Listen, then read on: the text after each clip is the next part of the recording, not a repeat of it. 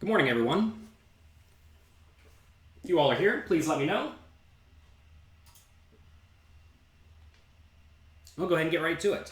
I want to thank you all for being here this morning. It is another fine, wonderful morning. I'm still trying to figure out my exact setup because I have two cameras and they're basically sitting right between my legs. It's not good to have two cameras sitting right between your legs, but hey, that's okay. Let's see.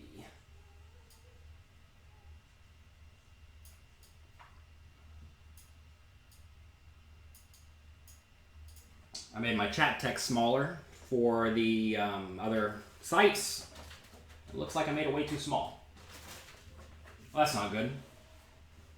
But that's okay. All right, today we had a question come in. It's an easy one, honestly. In your games, you essentially never see a 3 big blind raise. They say you see all these hands that the pros post and people are making it 3 big blinds. What if my opponents never make it 3 big blinds? What if they instead make it 10 big blinds pre-flop? That's just what they do. We're playing 1-3, and they make it $30. What am I supposed to do about that? Well, what do you think you're supposed to do about that? Try to figure it out. Ask yourself for just a second, what am I supposed to do if I have to put in $4 per orbit, but my opponents sporadically put in $44 per orbit? Always try to figure out the answer yourself, because I'm not always going to be there to give you the answer. Well, the answer is pretty simply, just sit there and only play good hands. It's almost as if the blinds don't matter. Whenever you're playing a game where the blinds don't matter, you should just be really, really nitty. A long time ago, they had 7-card stud games with no ante. They'd be small stakes, like 1-1, right? Like very, very tiny stakes 7-card stud games. And the right strategy there, assuming you have infinite time, which you don't, but assuming you have infinite time, is to play exactly ace, ace, ace in 7-card stud, right? Or maybe pocket king, or maybe 3 kings or 3 queens. Uncle Eddie, the Mayor of Avenue J, welcome. But yeah, so if there's no ante, if it costs you literally nothing, it's just straight up free to only play really, really good hands. I was recently editing Alex Fitzgerald's new book. Oh, what's the title? I'm so bad at this type of stuff. I think it's called Exploitative Play in Live Poker or something like that. And the gist of it is he used to make a ton of money playing small stakes games locally where he would just sit there and play, literally, aces, kings, queens, jacks, tens, ace, king. 6 hands. You may say, well, that's no fun. And, to be fair, it's probably not optimal. But if you're playing 1-3 and everybody makes it $45 pre-flop, just sit there and be a nit. It's okay. It's not the most exciting poker. It's not the most fun poker. But understand, you don't have to play garbage. This really boils down to the idea of the minimum defense frequency. Okay? We'll get into a little bit of math here. Whenever you are facing a raise, you need to defend some portion of the time. Let's say small blind raises and you're in the big blind. You're playing 1-3, your opponent makes it $30, 10 big blinds. Well, you have to put in 27 more. Your opponent's risking 29 to win a pot of $4. So they need to steal the pot 29 divided by 33 to show a profit. I don't even know what that is. They need to steal it like 80 or 90% of the time. 90% of the time, let's say. That means you need to defend with 10% of hands. 10% is not a whole lot, right? It's almost none. So, you can just sit there and be a nit. It's perfectly fine. Now, if you know your opponent is raising with any 2 cards to 10 big blinds, you should certainly loosen up, right? Because they're just trying to give their money to you. And in those scenarios, maybe you should be jamming for your $300 stack with a pretty wide range. But you don't have to play very many hands. Let's say now, I just want to explain minimum defense frequency because people get it very, very wrong most of the time. People are saying they can hear James. Yes, James is in the background having his breakfast. First off, the minimum defense frequency is the absolute minimum. You should very often be defending more because minimum defense frequency assumes your opponent has no equity with their hand, which is clearly not accurate, right? If they raise 7-2 offsuit to 10 big blinds and you call, they're still going to win 25% of the time or whatever it is. So do not think that you need to just be a super duper nit. You do need to defend a little bit more. Also, though, say the button raises. Now, you may say, well, okay, I need to defend 10% of the time. But actually, you and the small blind combined need to defend 10% of the time. I'm actually see if I can make the chat a little bit bigger over here, because... Oh, I can. Good. Oh, it only works for me. Oh, there we go. That works. Perfect. Whenever someone makes it 10 big blinds, you need to defend the square root of 10%. Take square root of 10%. That's how often each player needs to defend. Clearly, the player who is last needs to defend more often. Say there are 3 players yet to act. So say the cutoff raises. Each player now needs to defend the cube root. The cube root of 10. Do some math. Use a calculator. You'll find it. Say there's 6 people yet to act. They need to defend 10% to the 6th, which is not a whole lot at all, each. And maybe it's like, 3% each. Clearly, it's not so hard to defend 3% of hands, right? You just aces and kings and queens. Easy game. Do not think that these players are somehow bullying you or pushing you around or anything like that. You have to understand that they are risking a ton to win almost nothing. And when someone's risking a ton to win almost nothing, that's not going to work out for them too well in the long run. I mean, this is why sports books will let you bet on the number 1 favorite in college basketball in the NCAA tournament at like minus 10,000. You have to risk $10,000 to win 100, or $100 to win $1, whatever it is, because they know probably 2 out of 100 times that big underdog ends up winning. And, they make a killing. So do not think that risking a lot to win a tiny bit is a good strategy. Very, very rarely is that a good strategy. A lot of people in the stock market have made a killing by betting against very abnormal events. And in poker, you are essentially betting on your abnormal event. You're betting on you will get the aces, kings, and queens eventually, and you will if you play enough. And that's it. Henderson says, talking about exploiting players, can we talk about how to beat opponents who call down on all 3 streets, even if they get a little bit of the flop? Well, against players who call down literally every time, just value bet with a wider range, right? Don't bluff, value bet more. Easy adjustment. I should discuss all of this in... wrong book. Wrong book again. I'm knocking over the bookshelf. I was trying to get a different one. That's okay. Strategies for beating small stakes poker tournaments. It's a tiny book. Because honestly, this stuff is not rocket science. I discuss in here how to beat players who play too many hands, how to beat players who play too many hands too passively, how many players who play too many hands too aggressively, how to beat those who play too few hands, how to beat those who play too few hands too passively, and too few hands too aggressively. That is going to sum up a lot of your opponents. Here we're discussing people who play too loosely and often too passively. You say, what does that mean for our preflop? Well, your preflop 3-betting range becomes very linear, right? Just the best hands. I discussed this in this little book. It's not hard. Just 3-bet the best hands. If your opponents are going to call you a lot, you can be 3-betting with ace-10 because they're going to call you with ace-4 or 10-7, right? You don't want to 3-bet ace-10 against a good player because they're going to be you need to use a polarized strategy then, but against players who are going to call you a ton, you want to instead use a very linear strategy. And I also discuss this in Mastering Small Stakes No Limit Hold'em, the big book up there.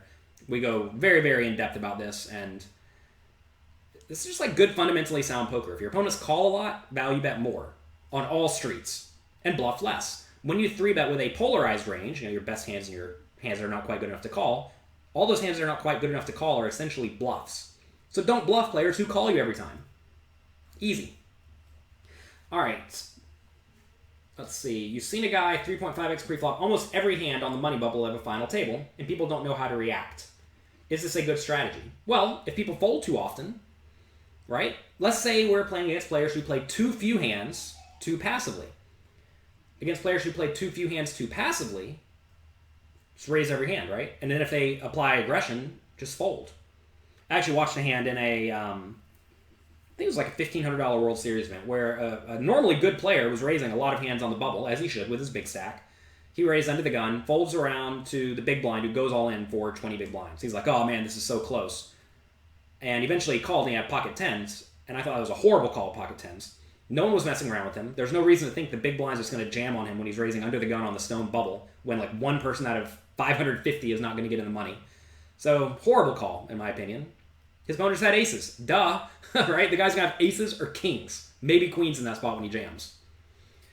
You think you lose value because we're playing so tightly and people are unlikely to pay you off. The thing is, D. Nelson, whenever you play very few hands, you can do things to keep them in the pot, right? If you're playing only the nuts, you can min re-raise.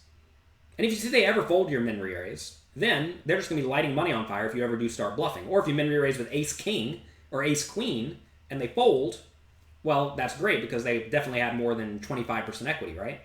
So don't think that you have to just jam all in with all of your good hands. That's not what I'm suggesting. I'm not saying if someone raises to 300 or 30 for you to jam for 300 every time that you're going to play. That would be a big mistake because then you make it impossible to get paid.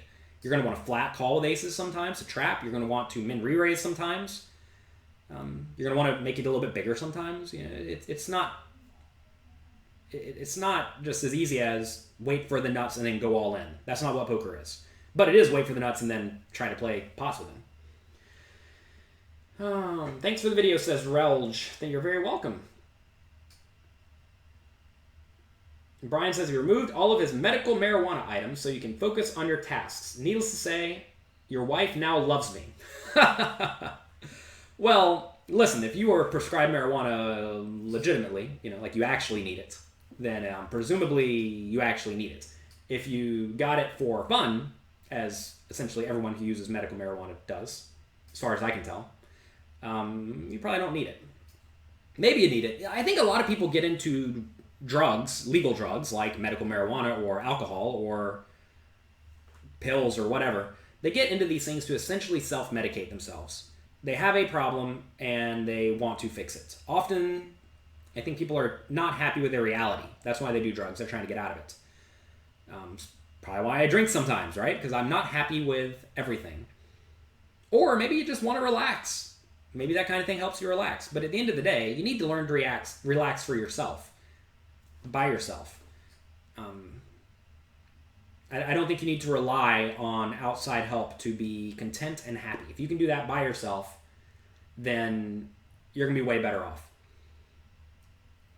So it's interesting to say that your wife... So listen, if I did something that my wife did not like say my wife does not want me smoking pot, and I was smoking pot all the time, I would not want to smoke pot all the time because I do not want to disappoint my wife, right? Being a father, I do not think it is responsible to be smoking pot around a child, let's say. So I'm just not going to smoke pot, right? As for drinking, when I do have the drinks, often it's not a lot, and it's often not all the time. That said, we've had no drinks for about a week and a half now, so that's fun. Supposed to go until the 25th of October. I decided to go for a month with no alcohol, and sure enough, I'm getting a lot done. Who'd have thought? Yesterday was very, very productive. I made all sorts of videos. I'm trying to get finished with all of my routine work until about August or September of 2019. That means writing a lot of articles, making a lot of videos. I understand that with a lot of videos, it's better to make them live like this, or, you know, a day before they're supposed to go live, but that's not practical for people who travel and play poker. And because of that, I have to do them ahead of time. And you'll find you can get a lot done if you just do all of it ahead of time. Like, so for Poker News, I make a 10-minute hand history review video each week. Well, it takes 15 minutes to do, let's say, total, because I do everything in one take. We're pretty good like that. lucky that I can make one take at least okay. I can do a month in an hour, right? Well, that means in 12 hours, I can do a year. I can be a year ahead of schedule if I just devote 12 hours of my life to this. Then it's going to get my content in front of people, and it's going to help a lot of people, and they're going to come to my sites, they're going to buy my books, etc., etc., etc., right? So it's 12 hours of my life I have to give away for that. Is it worth it? I think absolutely. So we have that I have to do. I have the weekly Poker Hand podcast I have to do. I write 5 articles a month for Card Player Magazine, Newspaper Syndicates, and D&B Poker, their magazine. So I need to get that done. That actually takes a lot of time. Articles take an hour each. So 5 per month is 5 hours a month, which is, gosh, can't even count that high. 60 hours a year. 60 hours is kind of a lot. Maybe I should write fewer articles. Sounds like I should write fewer articles, actually, now that I'm saying that. I also make 4 monthly blog posts on jonathanlowpoker.com, but that takes time too. Maybe I need to cut out some of these things. Let's see. D. Nelson says, his father taught you that if you use drugs, tobacco, things would go wrong and you'll never be able to process it correctly. Or that when things go wrong, you won't be able to process it correctly. Everyone was taught that drugs are bad, I think, for the most part. I don't actually think drugs are necessarily bad. I do think most things in excess can be very, very bad. Almost all things, right? If you play poker all day, every day, even if you're making money, you're not going to have a life, you're not going to have a family, and that's not good for you mentally and socially, right? If you drink tons and tons and tons of coffee every day, say I drink 100 cups of coffee each day, that's not going to be good for your body. Your adrenal glands or whatever produces whatever enzymes or hormones you need is going to shut down. I don't know the right word. Sorry, I'm not a doctor. Speaking of driving tea today, we try to have tea most days. You guys can't see it. Sorry, it's almost empty. I drank all my tea already. Because coffee's a little stronger and we want to use the strength when we need it, which is when we are playing poker or when we do have to sit down and actually grind something out. Do we 3-bet as much in cash games? Depends on the situations, right? If your opponents are raising a lot and then folding to 3-bets, you want to be 3-betting a ton. Or if they're raising a lot and then calling 3-bets and then check folding a lot, you're going to be printing tons of money, right? So don't think that you just need to be calling and passive in cash games. It's often a very, very bad strategy. Passive poker is fine if your opponents will just punt off post-flop. They'll just give you their stack every time they get top pair. Sure, you might as well call with a lot of stuff and try to make the nuts. But as people get better and better, you need to rely on fold equity more often. My wedding video is blocked on YouTube. D&D, are you in Europe somewhere or not in America? Out of curiosity, because I know YouTube blocks sporadic music, and I know that there was an issue where some of the music was copyrighted. So maybe that's a reason. Fizzy says you like the content. Good, I'm glad you like the content. Do you play any other casino games outside of poker? I have, in the past, essentially played all casino games. I try to learn everything about everything. And if I'm going to be a professional gambler, I sure better know how to play every single game. Because there are times where the games are profitable. All right, D&D, thank you for letting me know. I'm writing myself a note to fix wedding video. Thank you. I will fix it. Uncle Eddie says, oh no, yes, gambling is bad. And, I mean, to be fair, I've looked into things like tilted roulette wheels, where, you know, the ball lands on the number 22 more often than it lands on the other numbers. If you can find that, that's hugely profitable. In craps, I looked into the people who can throw the dice accurately to where they basically land in the corner. So you throw the dice, they land in the corner of the other end of the table, and they basically don't bounce, or they bounce very minimally. If they bounce very minimally, they essentially land on not on the sides, right? So you put the 1 and the 6 on the sides. That way it makes it come up 7 less often. I don't know if that's actually real or possible. I couldn't do it. To be fair, I didn't try that hard, but I did buy a little craps table for my garage when I lived in Vegas, and I would practice that for like hours at a time. And I never really devoted much time to it, because at the end of the day, I'm not exactly sure that's possible. Also, the 4 and the 3 are on the other side. Basically, the numbers that add up to 7 are on the opposite side of the dice. So if you stack them with a 6 on this end, 7 on this end, and then like a 4 and a 4 on top, 5, 5, 3, 3, 2, 2, it will, in theory, if it bounces very minimally, have a small chance of landing on the 7, which is what you want to avoid when you're playing craps. Baccarat, you can count Baccarat, but not for an edge. Blackjack, you can count Blackjack, but not for much of an edge. I will play Blackjack when I'm trying to get casino comps.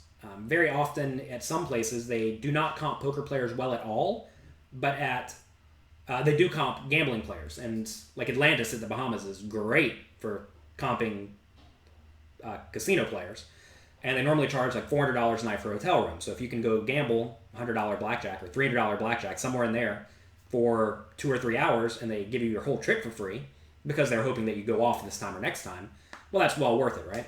But you have to be very smart and disciplined. You're not supposed to go off. They are counting on you losing all of your money. Don't forget, when casinos give you comps, they are counting on you to lose way more than what they give you. Or, it's kind of interesting for a place like Atlantis, because I'm going to presume they're not booked all the time. The rooms they're giving away, they charge $400 for, but they actually may only cost like $50. So they're giving away $50, but the perceived value is $400 because I would have paid it otherwise, right? So that's definitely something you want to consider. But either way, it's worth $400 to me. So they're going to give me, whatever it is, $2,400 worth of hotel rooms. In theory, I can lose $2,400 on average, right? Because I would have paid for the hotel room straight up. So what else? What else was there? Sports betting. They don't count sports bettors at all. And I think sports betting, if you have an edge, it's going to be minimal. And you don't actually get to put that much volume in, which is a big problem with sports betting. If you do have an edge in blackjack, for example, you can play a lot of hands. Or whenever the edge does come, you still get to at least play 10 hands with the edge. Whereas in sports betting, if you have an edge, you get 1 bet a day. Or 3 bets a day or whatever. If you're playing with a 3-bet edge, then clearly that's not so good. Or three bets per day, you just never get to the long run. Even if you're betting a ton of money, you're not going to make a lot of money. Like, let's say you have a 2% ROI and you're betting $1,000. That means you have to make 50 bets to make $1,000. And, 50 bets, if you're betting 2 bets a day, that takes you 25 days to do. $1,000 in 25 days is not bad. But that's betting $1,000 a game, and that's actually feasible and doable. So $1,000 a month is probably doable. But you have to go to the sports book or, get all the money online. You have to be finding the best lines, which is not always easy. You have to make sure you don't get banned, it happens consistently. And it's a lot of work. It's a lot of work to get a tiny edge. What other games are there? Slot machines. I have played almost no slot machines. Alan Kessler, the slot machine genius, has taught me how to play a few slot machines. He taught me about Sex and the City. Amy loves Sex and the City slot machines. Basically, it's a progressive jackpot game. So they have 4 jackpots. They have, I can't even remember the characters' names. Mr. Big. I remember Mr. Big because that's such an absurd name. Like, what a joke. Anyway, he's the big jackpot. The lowest jackpot is Charlotte. Charlotte starts at $10 on the penny game, which is usually what you're going to find. And it goes up until it hits. Okay? Starts at $10, goes up. When it gets to about $40, well, I guess I should make this clear. It does not hit more often as it gets higher. But when it hits, you get paid more. Okay? So, Alan says when Charlotte gets to about $40 or higher, it becomes profitable to play. And then you often still want to be betting the minimum. Because the way the jackpot works is when you do hit Charlotte, you get Charlotte 1/3 of the time. You get the $40 1/3 of the time. The other portions of the time you get less, which is fine because you don't want to get all 3. It's actually quite bad to get all 3. Because the 2 other ones pay very low. We're just talking about ridiculous stuff right now. Anyway, there are some slot machines that are beatable. I have played video poker. Harris does this thing where if you get a lot of points in a day playing video poker, you get a diamond card immediately. Diamond card is useful during the World Series of Poker because you can skip a bunch of lines and go into the little diamond lounges. They don't really have that many good perks, honestly. But that may be worth it to you. If you play $25 a hand video poker, you'll get diamond card in like an hour. And you'll lose $1,000. So if skipping lines is worth $1,000 to you, maybe it's worth it. So 27 Fathead 72 wants to know more about advantage play in slots. Well, let's see. What do you like best? Hot drinks or juice? I drink almost no juice. I drink green smoothies, which are blended up vegetables. I think juice is quite bad for you. It's just straight sugar. Like apple juice and orange juice. Those are just pure sugar and not good for you. You may end up with diabetes if you drink a lot of orange juice. So be careful of that. Am I saying rates of 2.5x in position and 3.5x out of position? For 3-bet sizes, yes. So more about slot play. Well, Alan Kessler one time in New Orleans, this must have been 10 years ago or 12 years ago, they had this raffle where every time you did something in a game, I don't know what it was. Let's say you win 20 bets in a game on a spin, let's just pretend. You get a ticket into a raffle. The raffle, first prize was a $50,000 car. Second prize was a $1,000 coach, like the purse company. It was a $1,000 card there. Third place was like $500 to something. Second place was $250, whatever. Anyway, you clearly need to win. Alan Kessler, during this tournament in New Orleans, I don't even know if he played the tournament. He played slot machines the entire time. And I think he lost something like $8,000 playing. But he knew his equity. He said he owned something like 85% of the raffle tickets. So he owned 85% of a $50,000 car. Okay? That's, I don't even know what that is. That's $40,000. So he put in $8,000, he got $40,000 in equity. They come, they do the raffle, they spin it. Pull the card. Not Alan Kessler. Bad beat. Run worse. What else? I know recently, I think a year or two ago, Alan Kessler skipped almost the entire World Series to go to, I think it was Laughlin, Nevada. They had a $500 a hand video blackjack game where they were paying, instead of 1-to-1 on, or 1.5-to-1 on blackjack, they were paying 2-to-1, which is actually a very, very big edge. And all the other rules were fine enough. So he went there, him and I think a few other people grinded the machine 24/7 until they removed it. I think they did the math. They were making like $500 an hour playing. So, you know, these are all things you have to look for. But the problem with all this is it takes so much time to find these edges, right? And then the problem is that as soon as the casino realizes that you have an edge, they remove it. Like roulette wheels, for example. They don't just let the roulette wheels sit there for forever. They rotate them. Every few days, they rotate the roulette wheels around the casino. Some casinos have like 8 roulette wheels, and with 4 of them in the pit. So every few days, they rotate some, they take some out, they mix and match them, so you can't really keep track of them. Just in case one of them is marked, right? Or not marked, but, weighted one way or the other. Also, they keep stats on that. If one roulette wheel, they do 1 million spins on it, and it hits 27 way more often than it should, well, clearly it's broken. Let's see. Beau Raj gives poker players $3 an hour. Whoop did he do? To be fair, $3. Any money the casino gives you back is nice, but it's not actually that relevant. You have to realize whenever you're playing a cash game, let's say you win 5 hands an hour, and each time you win a hand, they take $5 out of the pot. That means you're giving them $25 an hour. They're giving you $3 back, so they're giving you 15% rake back. Let's say that's something. It's worth something. Better than nothing, that's for sure. But it's not actually any sort of significant good income. I discussed this in my bankroll Bible, jlpoker.com/bankroll. Go read it. I talk about maximizing casino comps from the poker room. Let's see. With a diamond card, you get free Caesars Casino stays at all Caesars properties. Well, that's good to know. So that's worth something. How many days do they give you? Do you know? Because I didn't even know they give that. I do know they give you like free show tickets to okay shows. Really, I just use it to skip the lines at the World Series. They have a diamond line that's often faster. Although this year, I just went right into the regular line. I think they figured out the registration process pretty well. Jay Carter said he would be worried that the raffles are rigged. You have to understand that it would be very, very dumb for the casino to rig the raffle. So, if it's really dumb for the casino to rig the raffle, the people who are going to rig it would be the people in charge of the specific raffle, right? That would be highly illegal, and you would risk going to jail for a very long time. Most people are not willing to take that risk, especially people who are currently employed as a good standing casino employee. So I would not worry about it so much. But yeah, certainly they could rig it. They could just tape a card on the inside and pull that one every time, right? Funny enough, PokerStars was giving away this Platinum Pass at the PCA, which is basically a $25,000 seat into a tournament. They were just giving it away for free. What they were going to do is everyone who bought into a tournament and played one orbit, okay? Basically, you survive more than 10 hands in a poker tournament. They give you a raffle ticket. That's all you had to do. They got all these raffle tickets from all these players who played all these tournaments. Clearly, if you play more tournaments, you get more tickets.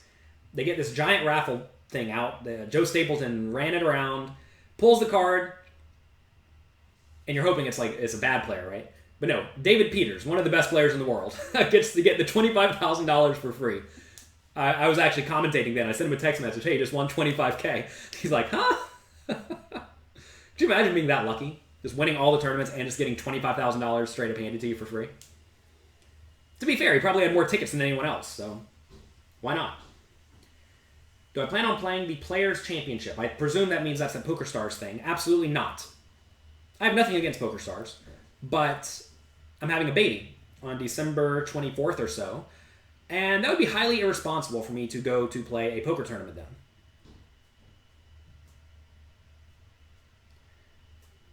Let's see. Brandon says you get 2 free show tickets a month and unlimited stays, but you've only stayed 5 nights in a row. Well, good. Why do people ask me about marijuana every day? I guess they know it's a problem and they're trying to get someone to tell them to get off of it. All right. You once went to Pechanga, which is a casino, and used the free money that they give you. With some luck, you converted it to an iPod the next day. Well, good. Something else Alan Kessler used to do is at Bellagio. Well, I don't know if it was actually Bellagio, but he would go around to all the casinos in Vegas. And if you play, they would give you comp dollars. So he would figure out, like comp dollars you could use to exchange for prizes. He would figure out which prizes had the highest value in terms of comp dollars. Kind of like online sites used to do where you can convert your points to tournament tickets or to like a TV. If you get tournament tickets, they give you more value because you reinvest in Rake and they keep the money in their economy. But if you get a TV, it's a worse value. Anyway, I think it was Silverton that did this. He came to Bellagio to a tournament one day with something like 100 pairs of Bose headphones. And he knew that they were worth something like $300. This is when these Bose headphones were hot and cool. And he sold them for something like $200. And so he sold 100 pairs of Bose headphones, basically to everyone in the room, for $200 a pop. Let's see. What are my thoughts about Dan Legrandu's comment where he says online poker is rigged against pro players? I do not think it's rigged against pro players. If you mean that online sites do not want pro players playing, that might be a very different topic.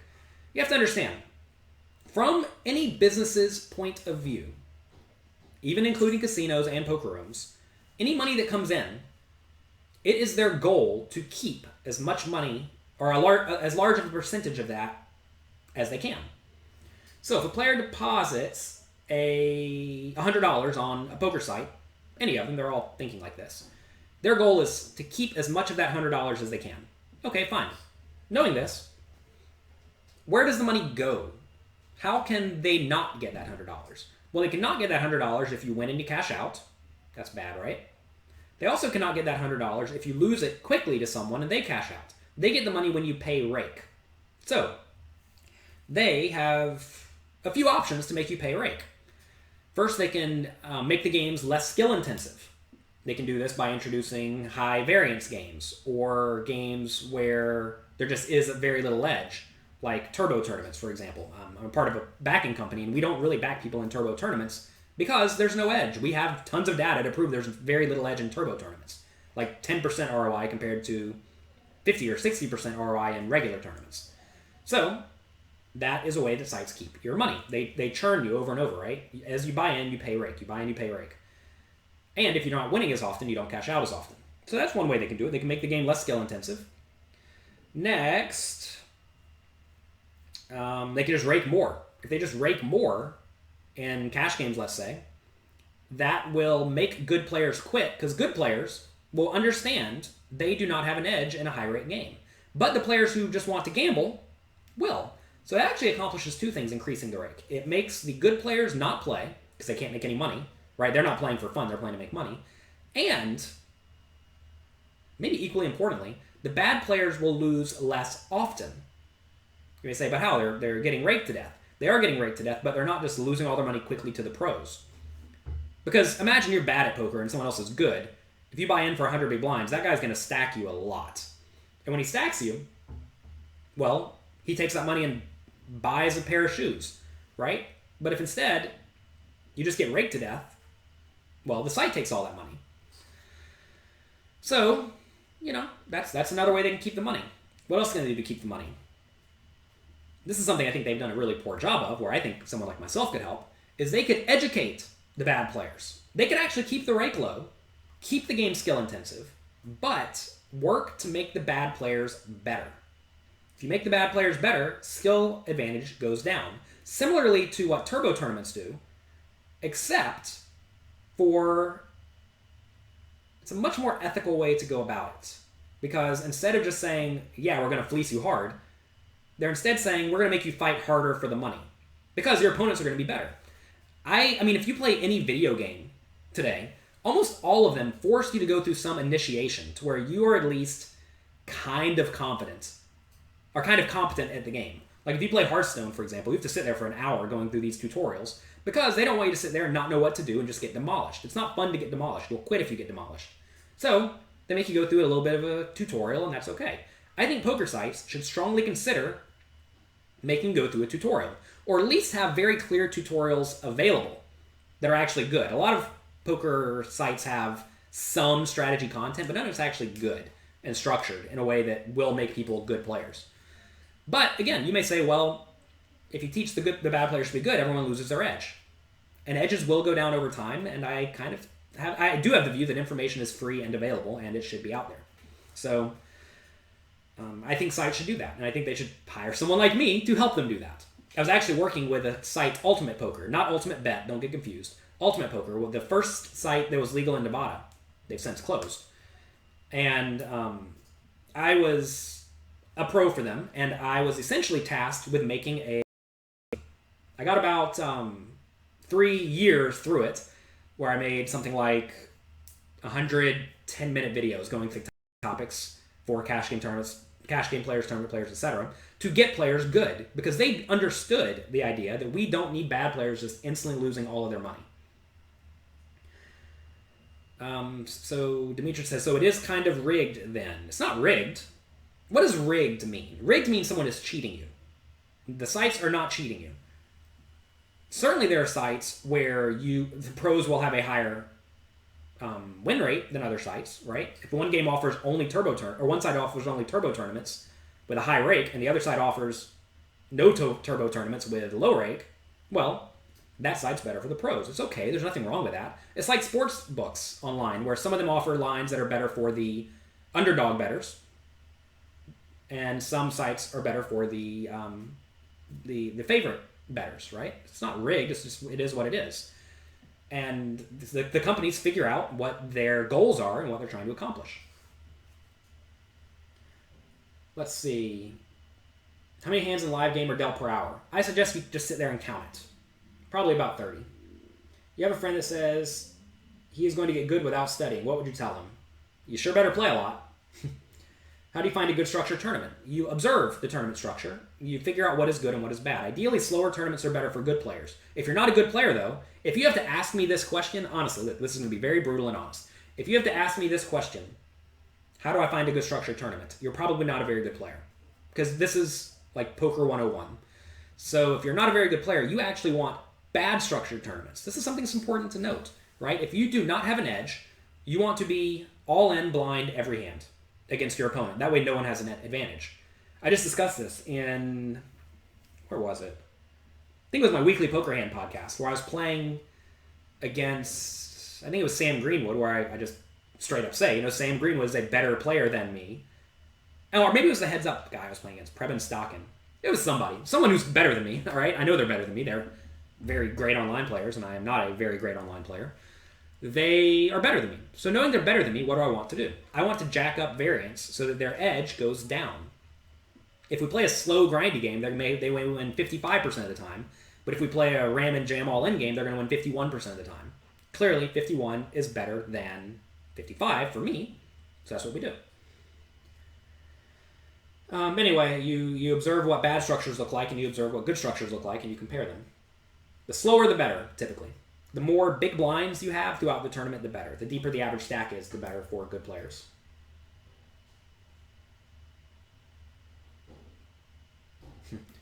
Jay Carter says, to your friend who says he's going to get good without studying, Jay Carter says, you should tell him to keep coming to your home game because you like playing with good players. Yeah. You really need some help with live 1, 2, and 1, 3, bet sizing, preflop raise sizing, etc.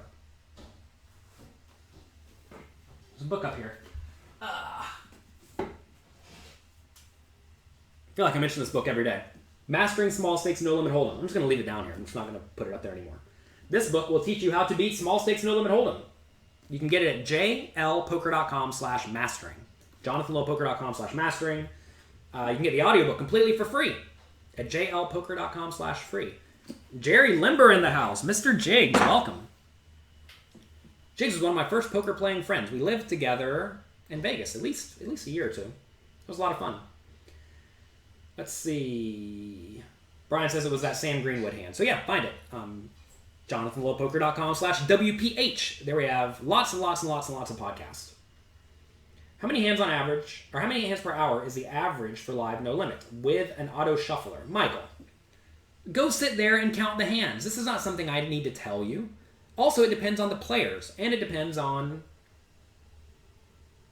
the way the game runs, right? Some dealers will deal faster than others. Some players just play faster than others. Go count. Sit there for 8 hours and count. Do I have a wife and children? I have a wife and a child. One's on the way. I don't know if that means I have children yet.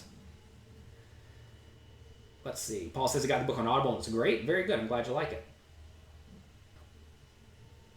Fernando says more rake is better. More rake is likely better for the bad players because it keeps the good players out. Definitely true. They're not going to win. They're not going to win anyway, though. How do you balance your career with life? I compartmentalize life, right? Like right now, my wife is at work, and we have a nanny watching our son. So this is work time. 9 a.m. until 7 p.m. each day is work time. I work hard during the work time. I travel to play poker about 1 week a month. During that time, I just only play a ton of poker. I don't do this work type stuff where I'm writing books and teaching people. I play tons and tons of poker, get in lots and lots of volume, and try to make the most out of the time that I have. And that's it. Work hard in your work time, play poker hard in your play poker time, enjoy your family and your life in your family time. Don't be lazy. I think a lot of people in their day-to-day life, especially people who work for themselves, they will get it in their minds that they can just get on Hulu and watch a show or browse YouTube for 3 hours or read articles about nonsense for 3 hours or watch sports all day. That's not what you're supposed to do if you are a solopreneur. You're supposed to get out there and actually work. Eddie says bye. Eddie's apparently tired of the stream today. Eddie, maybe I'll see you tomorrow. Enjoy yourself. How do you deal with emotional swings? Don't have emotional swings. Why should winning or losing money, some fake thing, why should that cause you emotional turmoil? Think about it. Why should it actually cause you emotional turmoil? Why should winning money cause you emotional glee? Let's see. When you learn a new skill, it takes time before you understand all the factors. How do you make sure you're making plus EV plays? You study away from the table. Write down your hands, run them through various poker programs, see how you're faring against your opponent's range, etc., etc. What about playing live? Do you suggest to play 2-5 game live as a career? You probably want to play bigger than 2-5 because at 2-5 you can only make $50 an hour. I discuss this. JonathanLittlePoker.com/bankroll. Go find it. Are you more profitable playing or teaching nowadays? Teaching. That's exactly wonderful when that happens because then you can just sit at home and make more money. Playing poker, I think there's pretty much a cap of winning something like $200 an hour, unless you're playing very, very big stakes.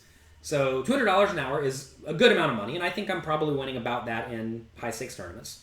The problem with that, though, is you can't get in a lot of volume, especially if you don't want to travel a lot. And there's variance, right? Fortunately now, I have all of you watching me, and if all of you buy a book from me and I get $3 each, I know each day there's about 1,000 of you watching this video. Now, all of you are not going to buy a book each day, but presume everyone did. I would make $3,000 each day by doing 1 hour of talking to you all. Even if let's say 10 of you buy a book, and I bet you do. 10 of you buy a book each day. It's $30 a day, right? Just sitting here talking for an hour.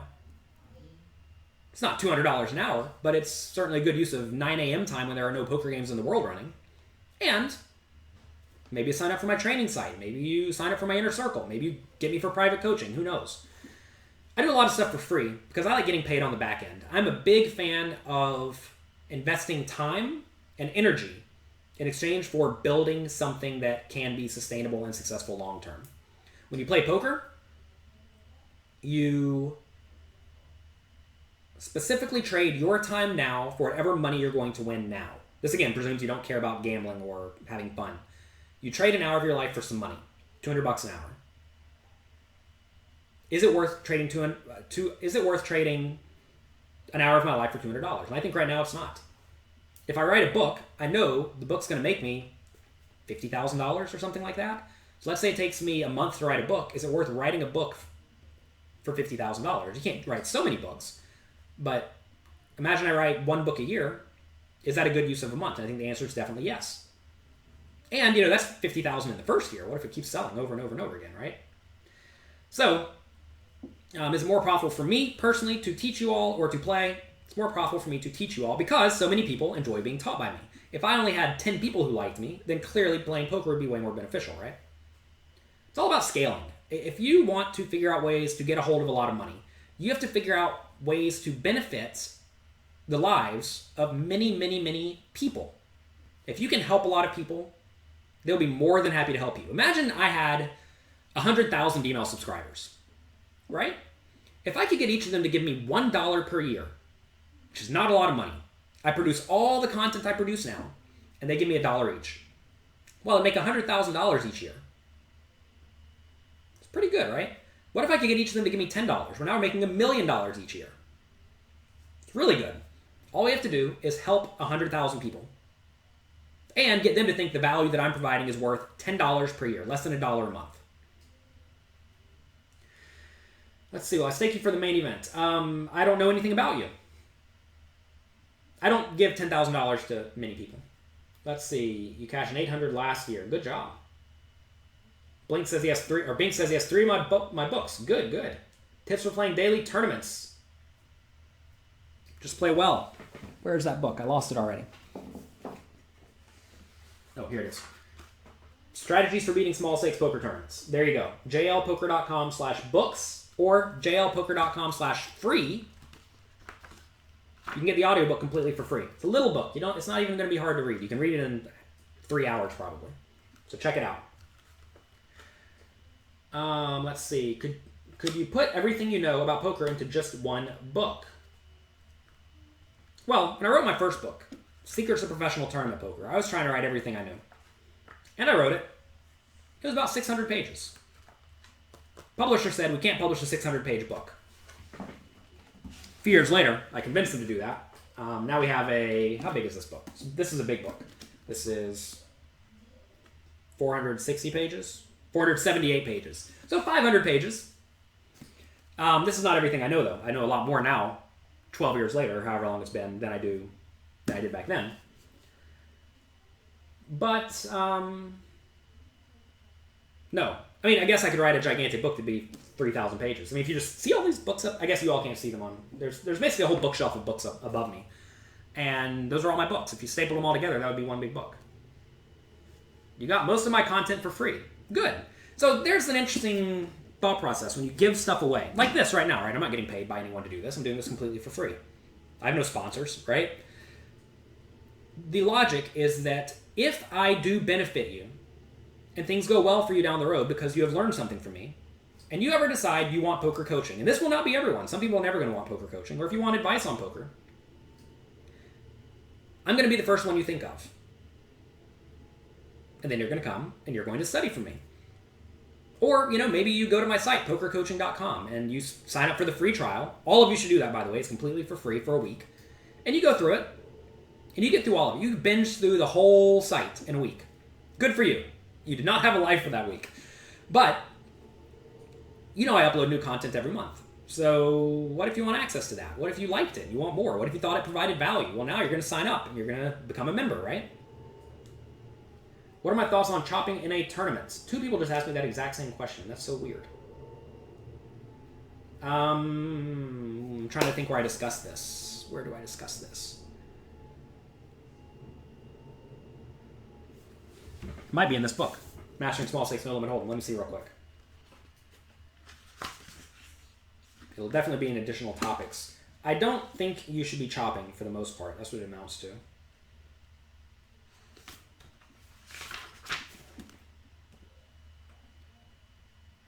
trying to figure out where I discussed this.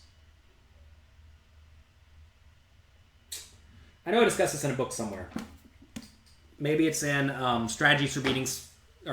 Secrets of Professional Tournament Poker, Volume 2. Anyway, you want to chop the tournament when you're getting a really good deal. Let's say you own 20% of the money and they want to give you 25% of the money. It's probably worth it to chop. You want to chop when your opponents are significantly better than you.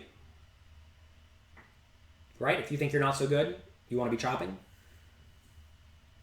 That's about it. You do not want to chop because the stacks are short and you are playing for a lot of money. That is not an excuse. You need to get good at short stack poker. One of the reasons not to chop is because you need to get experience for the times you actually play high stakes, and your opponents will not chop. I played 3 times heads up for more than $500,000 in cash, and there was never a discussion of chopping. I did not ask. My opponent did not ask. We were playing. And fortunately, I went 2-1, so that's good. But anyway, the times I have chopped, I'll discuss a few of them briefly. One was against J.C. Tran. He was like player of the year. We were playing heads up in a $3,000 tournament at Bellagio.